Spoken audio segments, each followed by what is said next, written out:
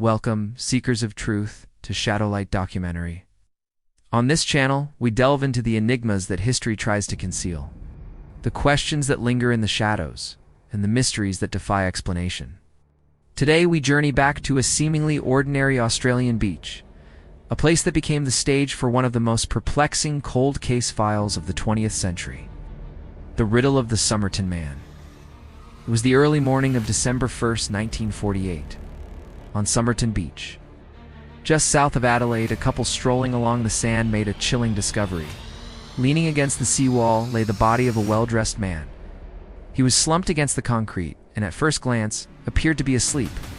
But it soon became horrifyingly clear that he was dead. The police were called, and the scene they encountered was one of quiet contradiction. The man was in his 40s and in peak physical condition. He wore a neatly pressed American-style suit, but his wallet and identification were missing.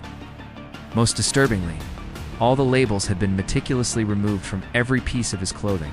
It was a deliberate act of erasure, a conscious effort to ensure he remained a ghost without a past. Despite a massive effort, authorities could not identify him. His fingerprints yielded no matches, and no one came forward to claim the body. The press dubbed him the Somerton Man, and his identity became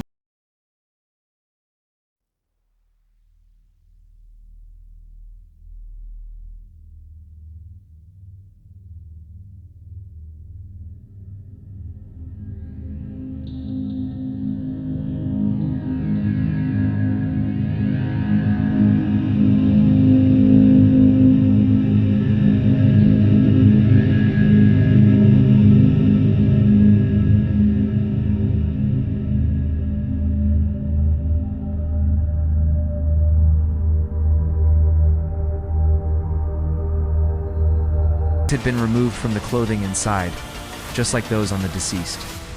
A spool of orange Barber brand, wax thread found in the case, was an exact match for thread used to repair a pocket in the Somerton Man's trousers. The suitcase was his, but it brought police no closer to a name. The case grew colder until April of the following year, when a pathologist discovered a small, tightly wound roll of paper tucked deep within a hidden pocket in the man's trousers. When unrolled, the tiny scrap revealed just two printed words. Asterisk, Tamam Shud. Asterisk language experts identified the phrase as Persian. The final words from the classic collection of poems, the Rubaiyat of Omar Khayyam. The meaning of the phrase was "it is ended." Was this a cryptic suicide note, or was it a coded signal? Police launched a nationwide search for the specific copy of the book from which this final page had been torn. The appeal led them to a local man who presented police with a rare edition of the Rubaiyat that he had found tossed into his car near the beach. The final page, containing the words Tamam Shud, had been ripped out. It was a perfect match. On its back cover, police found something that propelled the case into the realm of international espionage.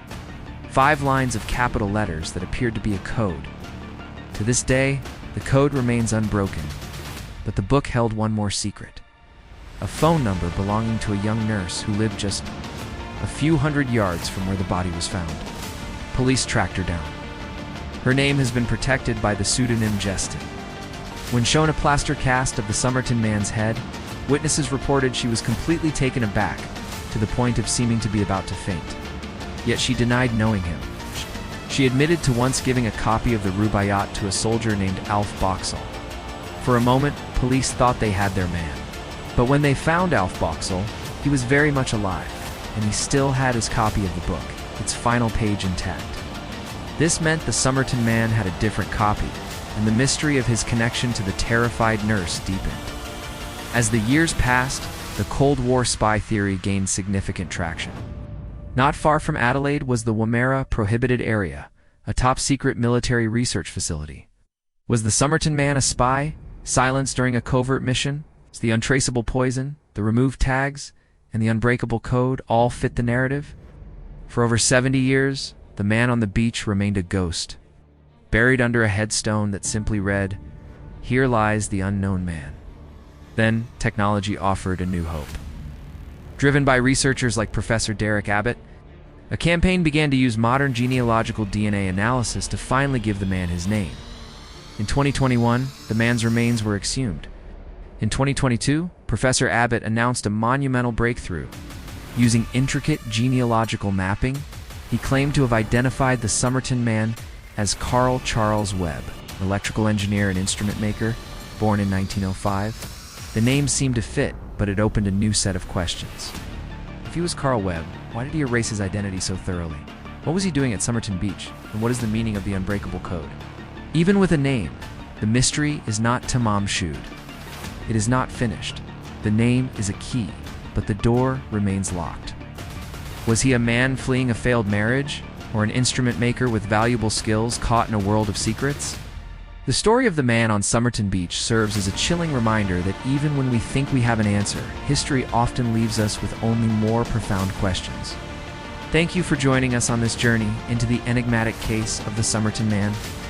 If you found this exploration fascinating, be sure to subscribe to Shadowlight Documentary for more deep dives into history's most perplexing secrets. What mysteries should we unravel next? Let us know in the comments below. Till our next encounter with the unexplained, keep your eyes open.